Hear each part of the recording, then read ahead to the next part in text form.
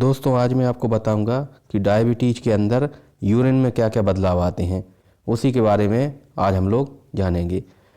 दोस्तों डायबिटीज़ के जो पेशेंट है उसके अंदर एक तो पेशाब बार बार जाने की समस्या होती है और इस स्थिति को हम पॉलीयूरिया कहते हैं। जैसे कि कोई व्यक्ति है वो दिन में 7 से 8 बार जाता है पेशाब करने के लिए, यानी नॉर्मल 24 घंटे में, तो डायबिटीज़ की स्थिति में वो 12 से 13 बार पेशाब जाने लगेगा। बिना किसी कारण के यूरिनरी फ्रिक्वेंसी बढ़ जाती है और इस वजह से अक्सर रात में नींद खराब होने लगती है, क्योंकि खून में जब ग्लूकोज की मात्रा बढ़ती है तो किडनी उस एक्स्ट्रा ग्लूकोज को जो है वो बाहर निकालना चाहती है और उसके साथ किडनी और उस जो ग्लूकोज है उसके साथ पानी भी बाहर निकलता है और इस वजह से व्यक्ति को बार बार पेशाब लगती है। दूसरा जो समस्या होती है वो ये कि डायबिटीज़ के अंदर व्यक्ति को बार बार यूरिनरी ट्रैक्ट इन्फेक्शन होने लगती हैं और यानी कि पेशाब के रास्ते में इन्फेक्शन होने लगती हैं और इस वजह से पेशाब में एक अलग तरह की दुर्गंध आ सकती है और साथ में पेशाब में हेजीनेस यानी कि उसका कलर जो है वो हल्का धुंधला भी हो सकता है। तीसरी जो समस्या होती है वो ये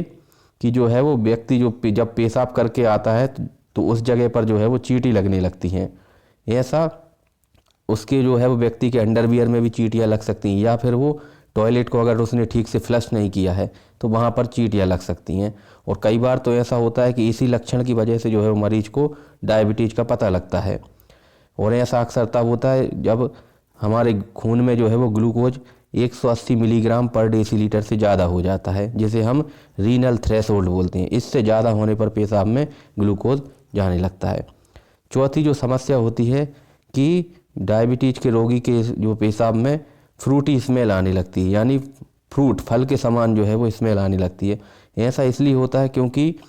डायबिटीज़ का जो मरीज है उसमें जो है वो इंसुलिन की कमी होने लगती है और इस इंसुलिन की कमी की वजह से जो शरीर की कोशिकाएं हैं वो ग्लूकोज का ठीक तरह से इस्तेमाल नहीं कर पाती हैं और जब ग्लूकोज का इस्तेमाल नहीं होता तो फिर ऐसी स्थिति में फैट जो बॉडी में स्टोर है वो बर्न होने लगता है और जब फैट बर्न होता है तो कीटोन बॉडी जो है वो प्रोड्यूस होती है, जिनकी स्मेल जो है वो फ्रूट की तरह फ्रूटी स्मेल होती है।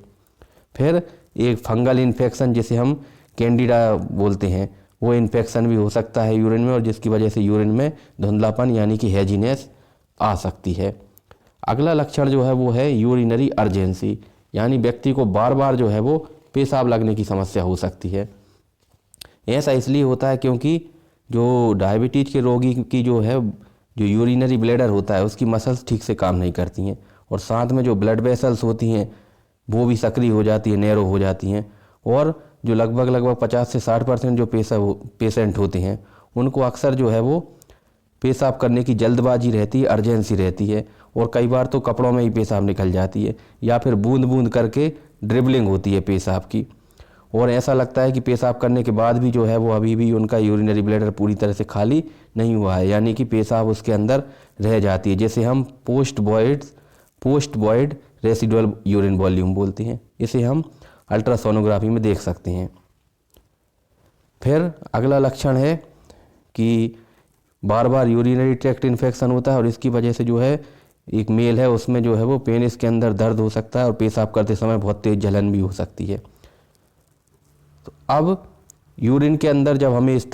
यूरिन में इस तरह के बदलाव देखने को मिलते हैं, इस तरह के लक्षण आते हैं, तो फिर जब हम यूरिन की जांच कराते हैं तो इस यूरिन में ग्लूकोज मौजूद हो सकता है और ऐसा तब होगा जब ब्लड शुगर का लेवल 180 मिलीग्राम पर डेसीलीटर से ज़्यादा हो जाता है। इस स्थिति को हम ग्लाइकोसूरिया बोलते हैं, जिसमें कि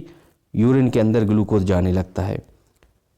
दूसरा जो लक्षण होता है जो कि यूरिन के अंदर जब हम ब्लड टेस्ट कराएंगे तो उसमें प्रोटीन मौजूद हो सकता है यूरिन के अंदर। इस स्थिति को हम प्रोटीनूरिया बोलते हैं।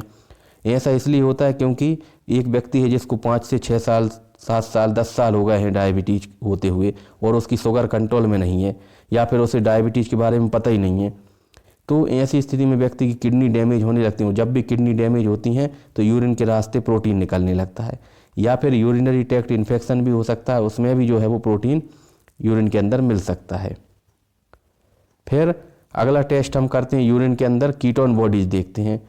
होता क्या है कि जो टाइप 1 डायबिटीज़ वाले जो मरीज होते हैं डायबिटीज़ के, उनमें इंसुलिन की पूरी तरह से कमी होती है, इंसुलिन बनता ही नहीं है। तो ऐसी स्थिति में शरीर की जो कोशिकाएं हैं वो ग्लूकोज का इस्तेमाल नहीं कर पाती और फैट बर्न होने लगता है जो शरीर में स्टोर्ड फैट है और उस वजह से जब फैट बर्न होता है तो कीटोन बॉडीज़ बनती हैं और इन्हीं कीटोन बॉडीज़ को हम यूरिन में डिटेक्ट कर सकते हैं। टाइप 2 डायबिटीज़ में भी ये कीटोन बॉडीज मिल सकती हैं जबकि शुगर का लेवल बहुत ही ज़्यादा बढ़ा हुआ हो, यानी किसी व्यक्ति की शुगर जो है वो बिल्कुल कंट्रोल में ना हो, बहुत ज़्यादा अनकंट्रोल हो, 500-600 शुगर का लेवल चल रहा हो, तो उस कंडीशन में टाइप 2 डायबिटीज़ के रोगी में भी कीटोन बॉडी यूरिन के अंदर मिल सकती हैं। फिर कई बार यूरिन का कल्चर कराना पड़ता है। जब यूरिन का कल्चर कराते हैं तो उसमें फंगस मौजूद रहता है और इस तरह से हम पता लगा सकते हैं कि यूरिन में फंगल इन्फेक्शन तो नहीं है, स्पेशली कैंडिडा का इन्फेक्शन तो नहीं है। तो यूरिन में आए इन बदलाव को देख के हम पता लगा सकते हैं कि व्यक्ति को जो है वो डायबिटीज़ है कि नहीं है। और डायबिटीज़ को कंफर्म करने के लिए हम एक ब्लड टेस्ट कराते हैं जिसे HbA1c बोलते हैं, ग्लाइकोसाइलेटेड हीमोग्लोबिन। और इसका लेवल अगर 5.7 से कम आता है तो हम मानते हैं कि व्यक्ति को डायबिटीज़ नहीं है, और अगर 5.7 से 6.4 के बीच आता है तो हम बोलते हैं कि व्यक्ति को डायबिटीज़ होने का खतरा है, यानी कि प्री डायबिटीज़ है। और अगर 6.5 या उससे ज़्यादा हो जाता है HbA1c तो हम बोलते हैं कि व्यक्ति को डायबिटीज़ हो चुकी है। तो जो प्री डायबिटीज़ वाली स्थिति है, इस स्थिति को हम डायबिटीज़ में बदलने से रोक सकते हैं समय रहते, अगर हमें पता चल जाए तो। ऐसा हम एक्सरसाइज करके और हमारा जो खान पीन है, हमारी जो लाइफ स्टाइल है उसमें बदलाव करके कर सकते हैं।